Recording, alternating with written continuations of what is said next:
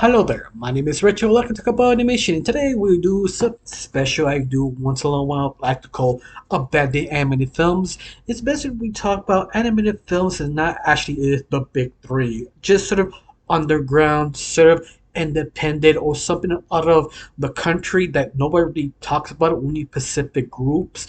And today we're gonna talk about a really good animated horror called Pastacolypse. Yeah, I think how you're supposed to say. In fact, to describe the whole movie, it's basically a one big Saturday morning cartoon for adults, specifically more horror adjacent in other words.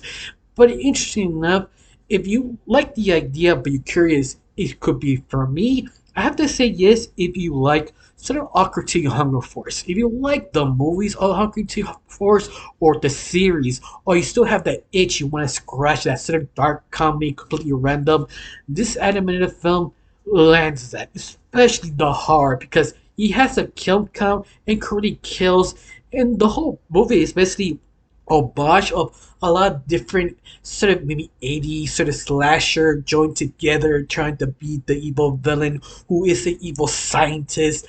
But think of it, the evil scientist is the voice actor who did Master Shake, who was evil. He was a father, but he was a chef who disgraced. He used gluten to win his competition. Now he wants vengeance, and whoever come across of him, he would take down because it's all about his vengeance.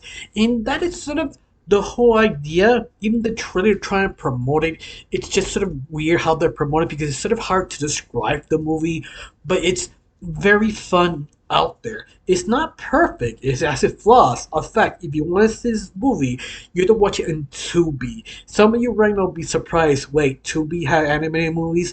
Yes, Tubi is one of those streaming service is just for free, but nobody really uses it. Only people who don't have the money to, I don't know, pay Disney Plus or Netflix. Tubi is the best option, and on top of this, they are gambling big because little by little they're investing in animated things. They have like another animated movie I want to talk about. It's also another animated series that I'm not yet talking about, and you're frustrated I'm not yet talking about it. But I'm thinking of starting this movie. In this movie, I recommend it. It's something that's just so much fun. But of course, you misunderstand. This movie is not perfect. This movie trying to follow all the different genres of horror. I said at the beginning, it's sort of I'm trying to take revenge of the things they did to me, but actually he did it himself. And that's what the voice actor comes in, Master Shake. When you like his performance on Aqua Teen Hunger Force, you get the same thing here, but he has a partner who is sort of his right hand man. He's sort of this hillbilly he picked up, but he's a sort of a nice kind of guy. He's sort of like a southern bunkin that he sort of questioned Master Chef or the cook, evil villain, that you think your plans are right or wrong, and Master Shake or the chef in this case harass him, but with reason that his right hand man does question him, but he doesn't close his mouth. He keeps sassing back and forth, and that's part of the greatest comedy duel in the movie. It's like the Master Shake and his partner going back and forth. That's sort of interesting conversation, but very funny. Especially you know the voice actor doing his same stick as Aqua Teen Hunger Force, but adding with a partner going back and forth with reason. I think that's the reason why I couldn't stop laughing because their combination of sort of realistic conversation, but at the same time just really fun little things like you think he didn't think about not killing the other guy when the other guy to come out instead of killing him because he has something for us. They're like, no, I'm an evil villain. I go and kill. I don't think I do. And the same time, you repeat the same thing over and over, but breaking it down, you pointing out a sort of stupidity of the main leader, and that's what makes this movie so great. It just sort of make fun of that. Now, also, you also have a side story about the evil genius, I mean, the evil cook has a daughter who now had to defeat him, but she had to realize what she had become to defeat his own father. And that's what I meant. It's just full a little genre after genre after genre because after she figures who she is, she joins a team, or the team joins her in a way, and becomes sort of, oh, we're the monster squad trying to kill the evil villain, but trying to follow the tropes. Oh, here's the smart one, here's the dumb one, here's the person who usually has everybody, but in the end he dies because he deserves it, but no one really cares to saving him. But it was more just sort of committing in the gag, and that's, I think, that's the whole point of the movie, just committing the sort of trope or gag in the whole thing, and it actually works so well. It's just super funny. Of course, some of you wondering, is has a kill count or the murder is kind of fun? You have to say yes, especially the art style that throws you up for a second, because when you press play, the art style just so very weird that I have to describe sort of Archie kind of art style, like Archie Weir's Mystery or Riverdale on CW, but the original art style, that kind of thick, bold lines that feel something from the 50s or something like that.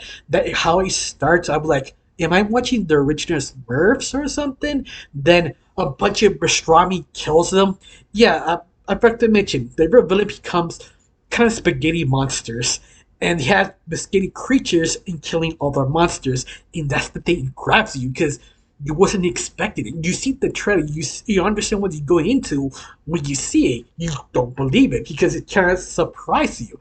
And I think that's why it works the art style so well. The high budget is not that high, but what it has is creative and interesting. It knows you're here for the kills. You know it's for the comedy. You know it's for the high comedy concept, and it delivers every single thing. Of course, it's up to you. You've seen the movie. You feel the movie is like, oh, well executed. I would say yes, but story wise, it's kind of shaky because once more, it's just jumping to genre to get to the point, and it works. But at the same time, it's sort of double-edged sword. It's all up to you. Like you feel okay with that. You're here for the funness. You're here for the funness. You're good. But if you're for the drama, you feel you catch something. They try. I have to admit, they do try, but it sort of works in a way. It sort of doesn't, because the father, or Master Shake, he actually realized he became a monster, but at the same time, her daughter becoming a monster like him. The only difference is her trying to realize she becoming it is trying to stop it and convince him to stop doing the same thing. But once more, let's sprinkle that a little bit around the whole film, but not enough to make you cry or feel something.